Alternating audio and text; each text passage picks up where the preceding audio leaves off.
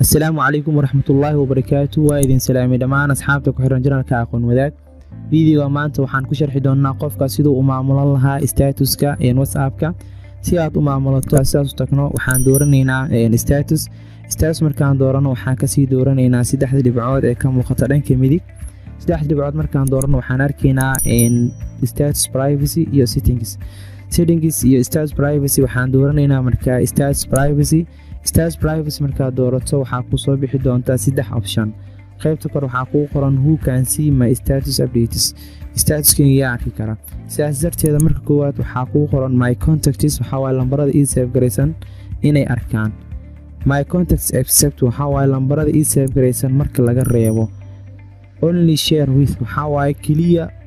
statuskayga la wadaag dad hebel dad cayiman in statuskaaga ay arkaan haddii aad rabtid inay arkaan statuskaaga lambarada kuu save garaysan keliya waxaad dooranaysaa my contacts haddii aad rabto dadka kuu save garaysan dadka qaar in laga reebo statuskaaga aysan arkin haddaad rabtid waxaad dooranaysaa my contacts accept my contacts markaad doorato waxaa qaybtaana arkaysaa lambarada dadka aadan rabin inay arkaan statuskaaga ayaad dooranaysaa hebel markaad tusaalahaan sidaas u xulato kadib waxaad taabanaysaa saxda hoos ka muuqato ayaad dooranay markaad doorato sidaas ayaad ku bedelatay haddii aad rabto statuskaaga keliya inay arkaan